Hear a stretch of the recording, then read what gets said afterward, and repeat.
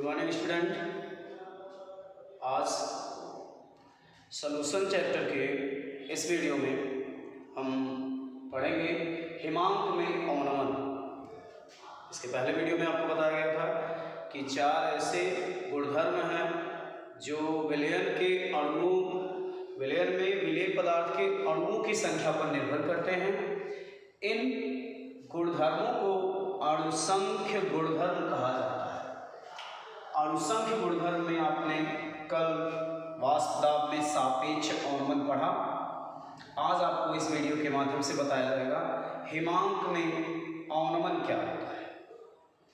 इसका थोड़ा डेफिनेशन हमने बता दिया था कि जब किसी शुद्ध विलायक में कोई विलेय पदार्थ घोला जाता है तो हिमांक में कमी हो जाती है। हिमांक में हुई इस कमी को हिमांक में अवनमन कहते हैं। उससे पहले हम हिमांक को परिभाषित करेंगे। हिमांक क्या होता है? वह ताप जिस पर किसी पदार्थ के द्रव और ठोस प्रावस्थाएं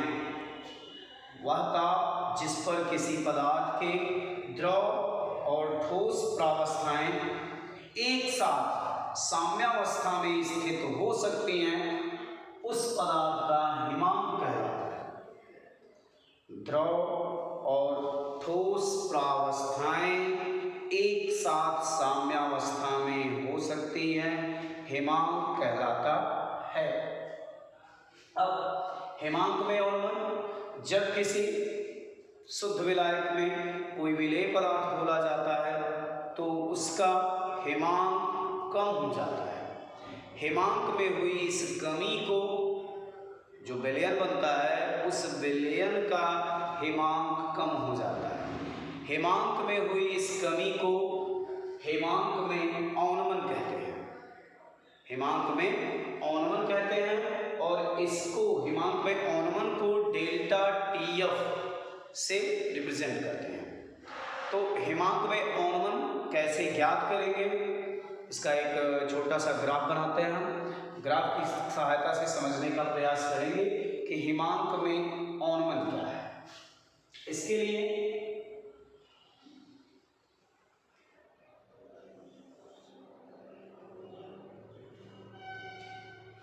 हम ये दो एक्सिस खींच लेते हैं, ये एक्स एक्सिस, ये वाई एक्सिस।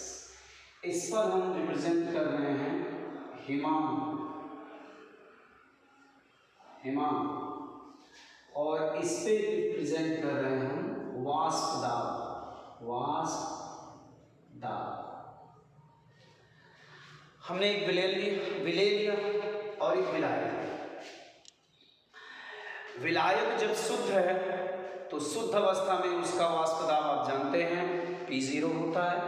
जब हमने उसमें कोई भी विलेय नहीं मिलाया है, इस स्थिति में उसका वाष्प दाब यहाँ पर P0 और हिमांक उसका TF है। जब हमने इसमें विलेय को मिला दिया तो अब विलयन बन गया।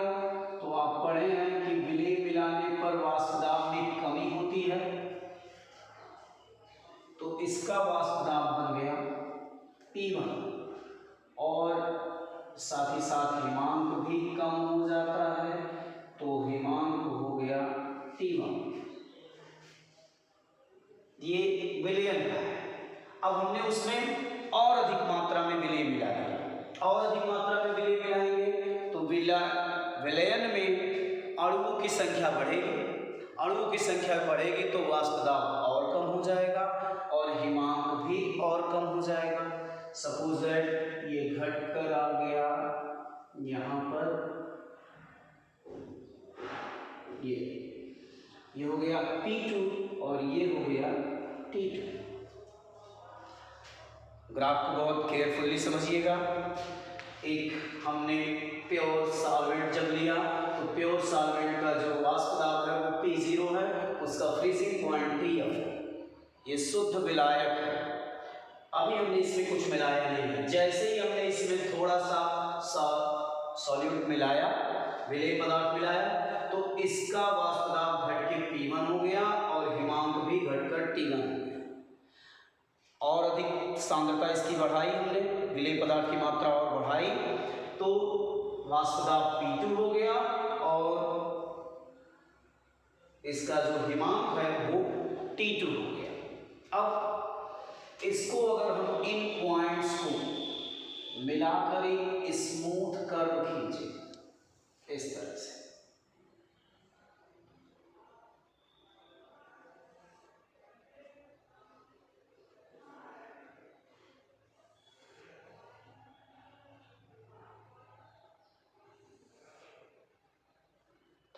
ये हमने खींच दिया और यहाँ पर इनसे होकर एक वक्र खींचे।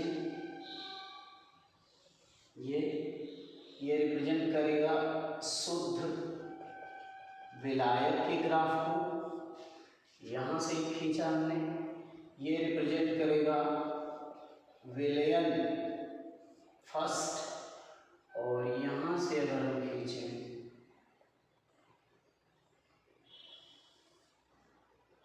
ये विलयन फर्स्ट हो गया।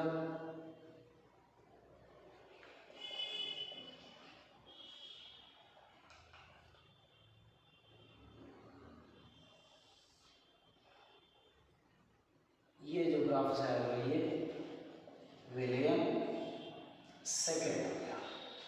ग्राफ को पूरा एक बार फिर से समझते हैं। जब शुद्ध विलायक है तो उसका वाष्प दाब P0 और इसका फ्रीजिंग पॉइंट TF है। जब इसमें थोड़ी मात्रा में विलेय मिलाते हैं तो वाष्प दाब घट के P1 हो गया और फ्रीजिंग पॉइंट घट करके T1 हो गया। जब अधिक मात्रा में विलेय मिलाते हैं, चूंकि अणुसंख्य गुणधर्म है ये, इसलिए अणु की संख्या पर निर्भर करेगा, और कमी होगी तो इसका वाष्प दाब घटकर P2 हो गया और फ्रीजिंग पॉइंट T2 हो गया। अब इन पॉइंट्स को अगर हम स्मूथली मिलाएं तो हमको ये ग्राफिक प्राप्त होगा। अब इसमें हम नाम रख देते हैं A, B, C, यहाँ जो पॉइंट है इसको D और ये E से रिप्रेजेंट करेंगे। तो जो ग्राफ का पोर्शन BE है ये आपके विलयन 1 को रिप्रेजेंट करता है, CD पोर्शन विलयन 2 को रिप्रेजेंट करता है। अब अगर हम BE और CD को, यदि BE ग्राफ में ध्यान से देखिएगा, BE ये क्षेत्र है और CD ये है, इनको स्ट्रेट लाइन माने। यदि BE व CD को सीधी रेखा मान ली जाए तो सीधी रेखा मान लेंगे तो ये क्या हो जाएगा, ये हो जाएगा, ये देखिए हम आपको बताते हैं, ये आपका इस तरह से है और बीच में ये है, ये आपका A, B, C, D और E है। अगर ये स्ट्रेट लाइन मानते हैं तो ये ट्रायंगल बनेगा, और ये ट्रायंगल ABE और ट्रायंगल ACD, ये दो ट्रायंगल बनेंगे। ये दोनों ट्रायंगल सिमिलर होंगे, समरूप होंगे, और समरूप ट्रायंगल में आप जानते हैं कि भुजाओं का, संगत भुजाओं का अनुपात जो होता है वो समान होता है। तो ऐसे केस में यहाँ क्या हो जाएगा, सीधी रेखा मान ली जाए तो त्रिभुज ABE समरूप होगा त्रिभुज ACD।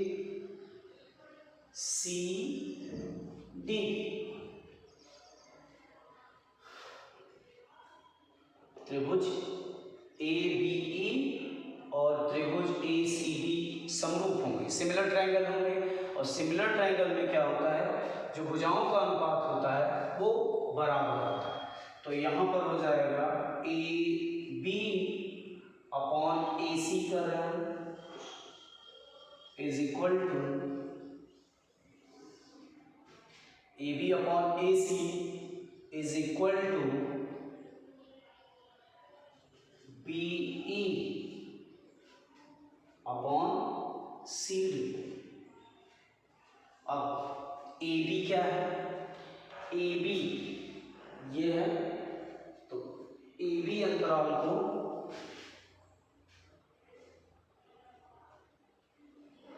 या यहाँ आप कर सकते हैं इसको AE अपॉन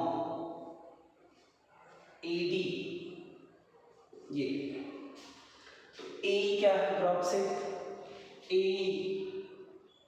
है आपका ये इतना, इसको लिख सकते हैं आप P0 माइनस P1, तो यहाँ से हो जाएगा P0 minus P1 upon P0 minus P2। AD क्या है, P0 minus P2 is equal to B2E TF minus T1 और ये हो जाएगा TF माइनस T2।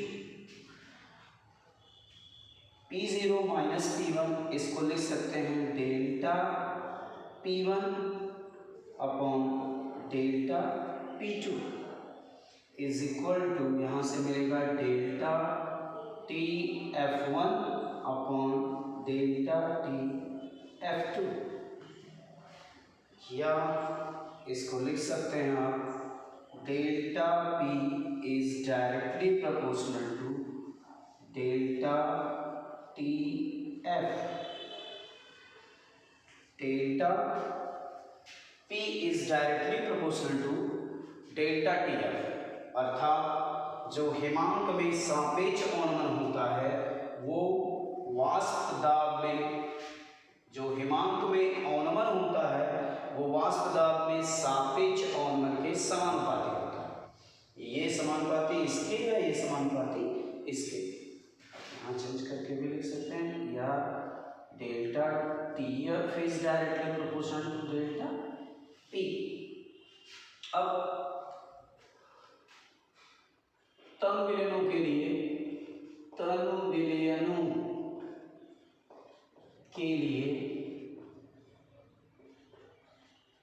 राउल्ट के नियम से राउल्ट का नियम क्या कहता है, P0 minus P upon P0 is equal to N upon N plus N upon, तन के लिए लिख रहे हैं तो N अपॉन कैपिटल ये होता है, या इसको आप लिख सकते हैं डेल्टा P0 माइनस P को लिख सकते हैं delta P upon P0 is equal to small w upon small m, capital W upon capital, या delta P is equal to P0 small w capital M, यहाँ हो जाएगा, और इनटू स्मॉल w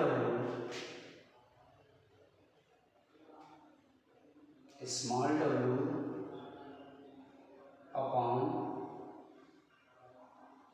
M और पूरे के बटे कैपिटल, ये इसको लिख सकते हैं। तो यहाँ P0 इंटू M ये दिए गए विलयन के लिए स्थिरांक होगा, दिए गए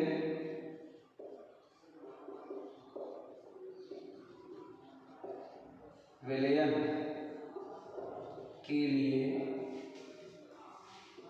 P0M नियतांक या स्थिरांक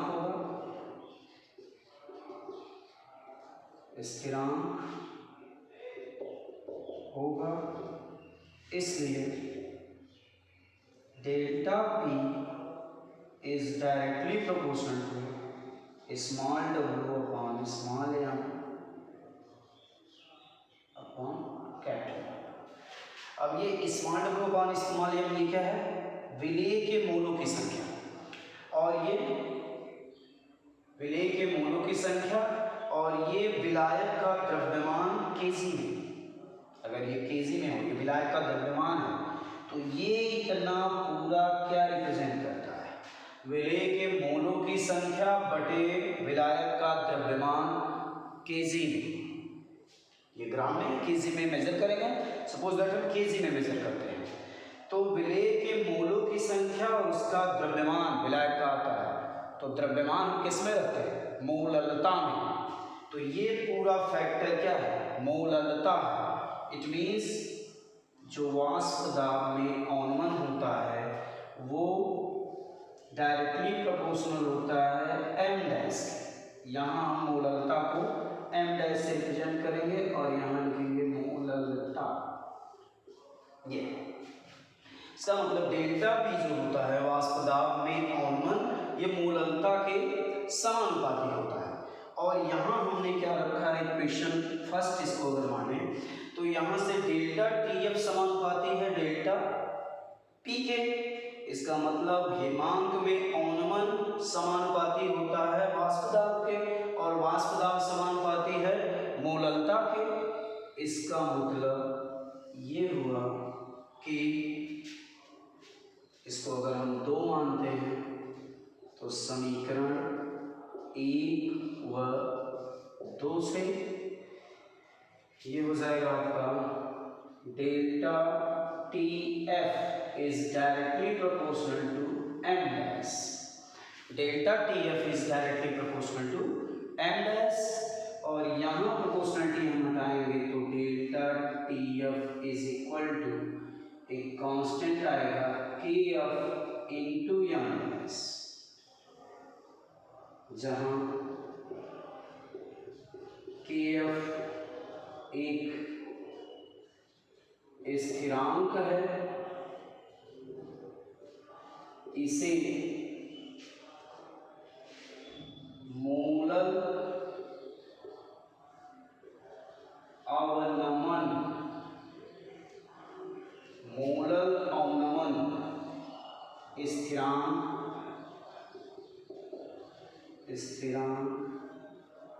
कहते हैं, मोलल अवनमन स्थिरांक कहते हैं। अब यहाँ से यदि M dash is equal to